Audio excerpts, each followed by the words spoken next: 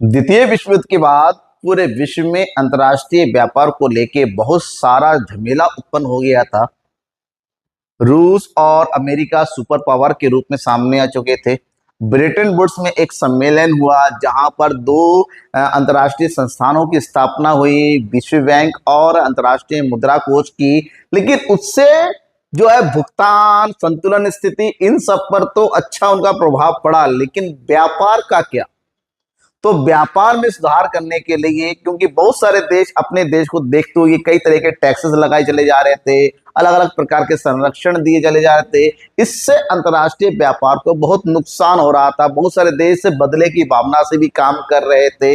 तो इन्हीं सब चीजों को देख के एक ऐसे संस्था की आवश्यकता पड़ी जो विभिन्न देशों, खासकर सदस्य देशों के बीच में जो व्यापार को स्वतंत्र करे, व्यापार के बीच में सामंजस्य स्थापित करे और एक स्वच्छ अच्छी प्रतियोगिता के साथ व्यापार को जन्म दे। इस बात की आवश्यकता महसूस हुई और इसी के मद्देनजर एक हुआ गैट का, और बाद में 1994 में आके इसको बदलाव किया गया विश्व व्यापार संगठन के रूप में, WTO।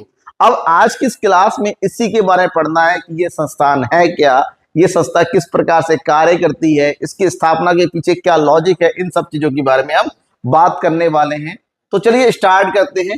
तो ध्यान में ये रखना है कि अंतर्राष्ट्रीय व्यापार को बढ़ावा देना है और जो प्रतिबंध लगाए जा रहे थे अलग अलग देशों के द्वारा, उस चीज को कंट्रोल करने के लिए आपसी समझौतों के तहत एक संस्था की स्थापना की गई। गेट, GATT पूरा नाम है, general agreement on tariff and trade, कि लोग जो टैरिफ लगाए चले जा रहे थे, संरक्षण लगाए, उन सबके कंट्रोल करने के लिए। और इसकी स्थापना की गई थी 30 अक्टूबर 1947 को। 12 दिसंबर 1995 को गैट का अस्तित्व खत्म हो गया और उसकी जगह पर एक नया और उससे ज्यादा शक्तिशाली संगठन आया, विश्व व्यापार संगठन, WTO, वर्ल्ड ट्रेड ऑर्गेनाइजेशन, और इसकी स्थापना 1 जनवरी 1995 में की गई। हालांकि 1 जनवरी 1995 में इसकी स्थापना की गई, लेकिन ये पूरी तरह से कार्य नहीं कर सका, इसीलिए 31 दिसंबर तक गैट का अस्तित्व बना रहा। जैसे ही गैट का अस्तित्व, WTO के समझौते पर गैट के सभी सदस्यों ने साइन कर दिया, क्योंकि इसको साइन करने में, इसके समझौतों को मानने में काफी लंबा टाइम लगा। जब तक सभी सदस्यों ने जो है इस पर सिग्नेचर नहीं कर दिया, तब तक गैट का ही प्रभुत्व था। बाद में जब सारे संगठनों ने इस पर साइन कर दिया तो 1 जनवरी 1995 तक सदस्यता ग्रहण नहीं हो पाई, तब तक इसका अस्तित्व रहा। उसके बाद सब कुछ जब वो सही हो गया, उसके बाद इसका 1 जनवरी से कार्य करना स्टार्ट हो गया। ठीक है, अब मुख्यालय की बात करते हैं। विश्व व्यापार संगठन के मुख्यालय जो है, गेट का जो मुख्यालय था जेनेवा, वहीं पर रखा गया, उसी को कन्वर्ट कर दिया, बदला गया। और वर्तमान में इसमें 164 से ज्यादा देश आज जुड़े हुए हैं और विश्व व्यापार संगठन की स्थापना सदस्य देशों की सहमति द्वारा अनुमोदित एक अंतर्राष्ट्रीय संधि के आधार पर ही की गई थी, जहां पर लोग ऐसा चाहते थे कि आपस में व्यापार सुगम हो, टैरिफ ना खेल के अच्छे और सुनिश्चित तरीके से व्यापार किया। और ये गैट का अस्तित्व अस्थायी था, जिसको बदला जा सकता था और एक्चुअली बदल दिया गया, लेकिन WTO को एक स्थायी संगठन के रूप में, मतलब कि ये स्थायी बना रहेगा, इसमें अब कोई बदलाव नहीं होगा। सदस्य जुड़ सकते हैं, छोड़ सकते हैं, लेकिन इसके अस्तित्व में कोई परिवर्तन नहीं होना है। अब विश्व व्यापार संगठन के प्रमुख उद्देश्य कौन कौन से थे? इसके अगर प्रमुख उद्देश्यों की बात करेंगे तो सबसे पहला था वस्तु और सेवाओं के उत्पादन व व्यापार को बढ़ावा देना। व्यापार बढ़ना चाहिए, रुकावटें नहीं आनी चाहिए। प्रभावपूर्ण मांग एवं रोजगार के व्यापक एवं प्रभावी वृद्धि करना, खासकर विकासशील और अविकसित देशों में व्यापार के को और ज्यादा बढ़ाना। विश्व के संसाधनों का अनुकूलता उपयोग करना, जहां पर संसाधन ज्यादा है उन संसाधनों का प्रयोग दूसरे कम संसाधन वाले देश भी कर सके, इस प्रकार से माहौल तैयार करना। पोषणीय अथवा सतत विकास की अवधारणा को स्वीकार करना। जीवन स्तर में वृद्धि का, सबसे इंपॉर्टेंट, कि जहां जीवन स्तर की कमी अविकसित देशों में, अफ्रीकन कंट्रीज में, एशियन कंट्रीज में, वहां पर लोगों की जीवन प्रत्याशा और जीवन स्तर में सुधार हो, इसका कार्य करना भी इसकी जिम्मेदारी थी। पर्यावरण का संरक्षण एवं सुरक्षा प्रदान करना, हालांकि तो केवल छलावा है। विकसित देश हमेशा अविकसित देशों के ऊपर पर्यावरण का ठिकरा फोड़ते हैं कि कार्बन उत्सर्जन यहीं पर हो रहा है, जबकि सबसे ज्यादा परेशानी वो लोग फैलाते हैं। तो अलग अलग प्रॉब्लम थी, इसको सॉल्व करने के उद्देश्य इसकी स्थापना की गई थी। विश्व व्यापार संगठन के कौन कौन से कार्य, अगर इसके कार्यों की बात करते हैं हम, व्यापार एवं शुल्क से संबंधित किसी भी मामले पर सदस्य देशों के बीच विचार विमर्श करने का कार्य, कि अगर कोई देश टैरिफ लगाता है, जैसे अभी ट्रंप ने लगाया था, हालांकि पावरफुल देश है तो डब्ल्यूटीओ कुछ नहीं कर पाया, बाद में ट्रंप को हालांकि वापस लेना पड़ा टैरिफ, लेकिन फिर भी हंगामा तो मचा, तो पूरे वर्ल्ड की अर्थव्यवस्था को गड़बड़ कर दिया। तो एक टैरिफ, जब से ट्रंप आया है पूरे वर्ल्ड में कहीं ना कुछ हो ही रखा है। अब देखो तेल का संकट आ गया था, फिर पहले व्यापार का था, तेल का आ गया, ऑलमोस्ट बंद हो गया इनका चक्कर में। मतलब वो सन की आदमी जब तक जाएगा नहीं तब तक शांति आएगी नहीं। विश्व व्यापार समझौते एवं बहुपक्षीय एवं बहुउद्देशीय समझौतों के क्रियान्वयन, प्रशासन और परिचालन हेतु सुविधाएं प्रदान करना। इसके अलावा व्यापार नीति समीक्षा प्रक्रिया से संबंधित नियमों प्रावधानों को लागू करना, कि किस प्रकार से व्यापार नीति अलग अलग देश तैयार करे, खासकर सदस्य देश। विवादों का निपटारा से संबंधित नियम और किस तरह से विवाद निपटाए जाएंगे, प्रक्रिया क्या होगी, इन सबको तैयार करना। विश्व आर्थिक नीति के निर्माण में अधिक सामंजस्य स्थापित करने के लिए अंतर्राष्ट्रीय मुद्रा कोष और विश्व बैंक को सहयोग प्रदान करना। और सबसे इंपॉर्टेंट है विश्व संसाधनों का अनुकूलतम उपयोग करते रहना, कि संसाधनों का अनुकूलतम प्रयोग करें और विश्व के भलाई के लिए और व्यापार में वृद्धि करने के लिए इनका प्रयोग होना चाहिए। अब डब्ल्यूटीओ का प्रशासन कैसे होता है? विश्व व्यापार संगठन के कार्य संचालन हेतु एक सामान्य परिषद, जनरल काउंसिल होता है, और जिसमें प्रत्येक सदस्य देश का एक स्थायी प्रतिनिधि होता है। इसकी नॉर्मल बैठक हर माह में एक बार जेनेवा में होती है, ठीक है, हर महीने में एक बैठक होती है। विश्व व्यापार संगठन में नीति निर्धारण हेतु सर्वोच्च अधिकार प्राप्त उसका मंत्री स्तरीय सम्मेलन, मिनिस्टर ऑफ कॉन्फ्रेंस होता है, जो हर दूसरे वर्ष इसकी बैठक होती है। दिन प्रतिदिन के प्रशासनिक कार्य हेतु संगठन का एक सर्वोच्च पदाधिकारी, महानिदेशक, जनरल डायरेक्टर्स को बोलते हैं, होता है, जो सामान्य परिषद की 4 वर्ष के लिए चुना जाता है और वो उसके पूरा संचालन की देखरेख संभालता है। महानिदेशक की सदस्यता की सहायता के लिए विभिन्न सदस्य देशों से 4 उप महानिदेशक भी चुने जाते हैं। मतलब एक तो महानिदेशक आएगा और ऊपर से सदस्य देशों के बीच में 4 महा उपनिदेशक, मतलब उसके साथ काम करेंगे, वो भी चुने जाते हैं, और ये पूरे प्रशासक मंडल मिलकर इसको चलाते हैं। विश्व व्यापार संगठन के समझौते, इसकी स्थापना के बाद से ही विश्व व्यापार ने अलग अलग समझौते कराना शुरू कर दिए, अलग अलग प्रकार से कार्य करना शुरू कर दिया।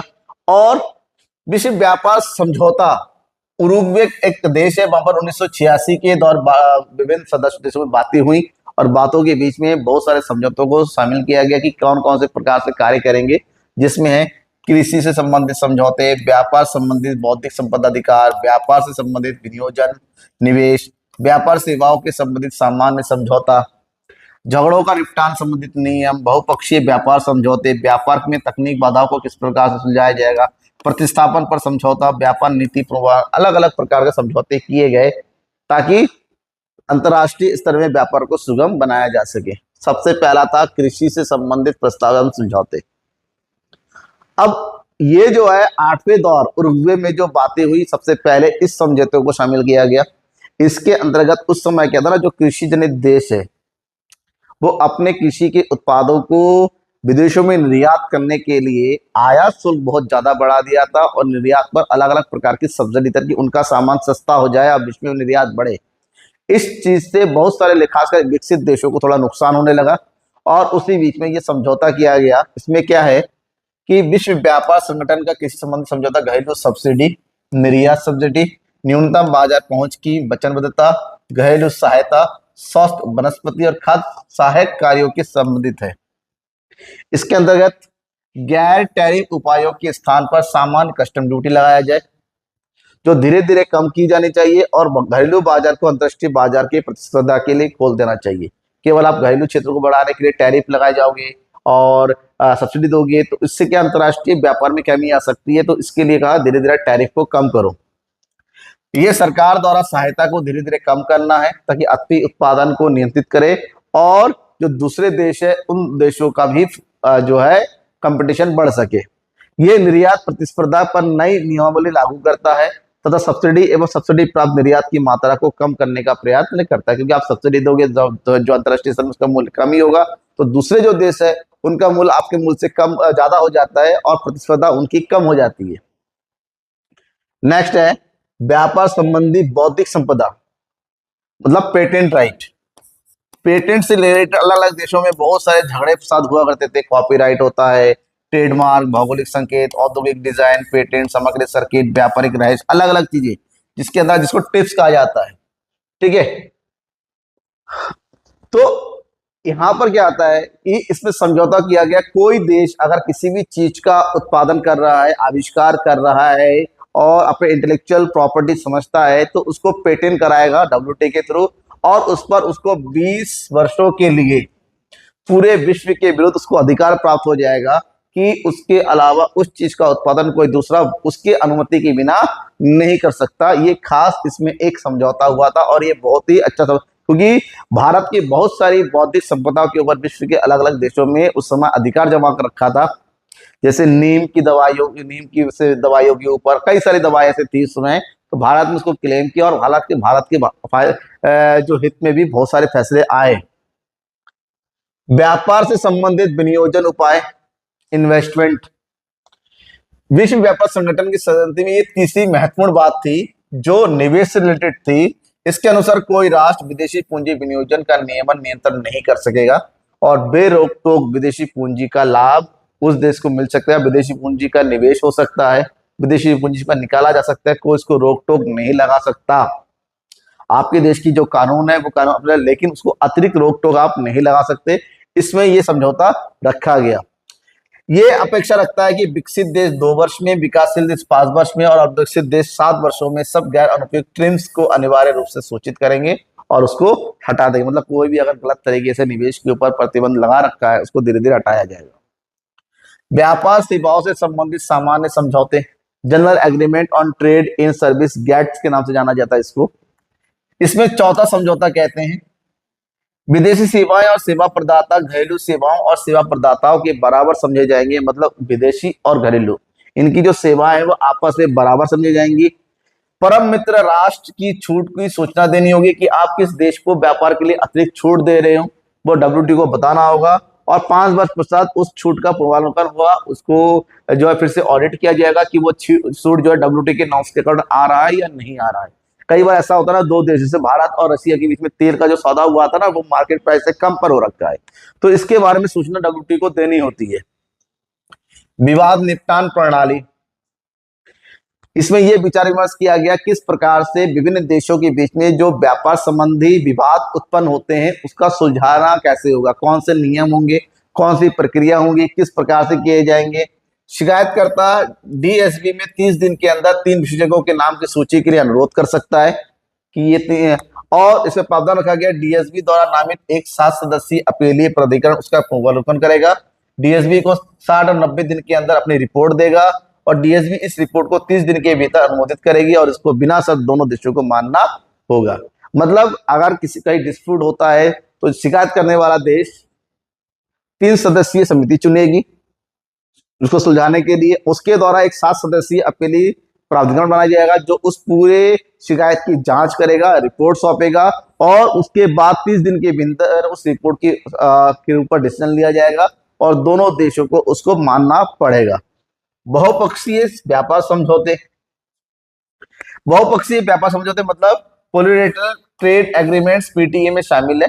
नागरिक विमानन समझौता, सरकारी खरीद का समझौता, अंतर्राष्ट्रीय दुग्धीय समझौता, अंतर्राष्ट्रीय गोमांस समझौता। इसमें पहला समझौता जिनेवा में 1979 में हुआ था और बाद में 15 अप्रैल 1994 में इसमें समझौते में मतलब किस प्रकार से अलग अलग चीजों से, खासकर नागरिक विमानन मतलब होता है कि जो एयर स्पेस होता है उसके रिलेटेड हो गया, फिर सरकारी खरीद कैसी होगी, फिर दूध से रिलेटेड बिजनेस कैसे होगा, इससे रिलेटेड समझौते इसके अंतर्गत किए गए। व्यापार में तकनीकी बाधाओं का समझौता, किसी भी देश में तकनीक या फिर टेक्नोलॉजी से रिलेटेड कोई प्रॉब्लम आती है तो वो प्रॉब्लम किस प्रकार से दूर हो जाएगा, मानक, परीक्षा, प्रमाणन प्रणालियां, व्यापार के मार्ग, ये सब कैसे होगा, मानवीय, पशु और वनस्पतियों की स्वास्थ्य पर्यावरण की रक्षा कैसी होगी, इन सब चीजों से रिलेटेड समझौता किया गया। प्रति राष्ट्रपतन पर समझौता हुआ। गेट के अनुच्छेद 6 के अनुसार यदि राष्ट्रपतन आयात निर्यात करता देश घरेलू उद्योग को हानि को पहुंचाता है तो अनुबंधित देश अधिकार है कि वो राष्ट्रपतन विरोधी उपायों को अपनाए। मतलब किसी भी देश की नीतियों से, मेरे देश को अगर अमेरिका की नीतियों से नुकसान होता है तो मैं उस नीतियों के खिलाफ जो है आवेदन कर सकता हूं और खुद भी बहुत सारे डिसीजन ले सकता हूं। ये इसके अंदर समझौता किया हुआ। कोई भी देश किसी दूसरे देश का नुकसान नहीं झेल सकता। व्यापार नीति का पूर्वावलोकन तंत्र, इसके अंदर ये कहा गया जो भी व्यापार नीति हम बना रहे हैं उसको बाद में समीक्षा की जा सकती है, उसको एनालाइज किया जा सकता है, उसमें परिवर्तन किया जा सकता है। और इन सभी क्योंकि भारत शुरू से ही विश्व व्यापार संगठन का एक स्थापन सदस्य रहा है, तो इसके साथ भारत का बहुत अच्छा वो विकास भी हो गया। हालांकि सबसे ज्यादा भारत का विकास हुआ 1991 में के बाद, क्योंकि भारत उससे पहले लगभग ये कहे कि आंतरिक एक बंद अर्थव्यवस्था थी। 1991 में जो नई आर्थिक नीति आई थी उसमें परिवर्तन से भारत का व्यापार भी धीरे धीरे बढ़ता हुआ चला गया। और 2016 से लेकर 2024 के बीच में हम ये देख सकते हैं भारत का निर्यात और आयात, हालांकि निर्यात काफी बढ़ा हुआ है और हमारा आयात भी मांग के अनुसार काफी बढ़ता हुआ चला जाएगा। अगर हम बात करेंगे 2015 में, तो 2015 में भारत का कुल हिस्सा 1.6% था किसका, निर्यात में, और आयात में भारत का हिस्सा था 2.34।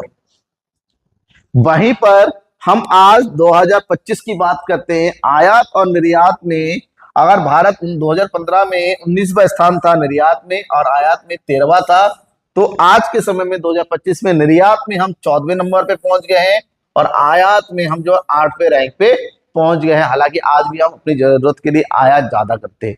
तो ये WTO से भारत का व्यापार काफी हद तक बढ़ा है। खासकर इसमें हम बात करते हैं लघु उद्योगों के निर्यात काफी हद तक बढ़ाया गया है। तो भारत की सरकार की जरूरत है कि लघु उद्योग को और ज्यादा उनको प्रोत्साहन दिया जाए ताकि निर्यात और बढ़ सके, कि जितना ज्यादा निर्यात बढ़ेगा भारत को उतनी ही ज्यादा विदेशी मुद्रा आएगी और भारत का भुगतान संतुलन उतना ही अच्छा हो सकता है। ठीक है, तो ये रहा आपका कंप्लीट WTO के बारे में, वर्ल्ड ट्रेड ऑर्गेनाइजेशन के बारे में। कोई जानकारी आपको यहाँ पर कोई कंफ्यूजिंग लगी है तो जरूर बताइएगा, और अच्छा लगता है तो लाइक करके शेयर जरूर कर दीजिएगा। Thank you.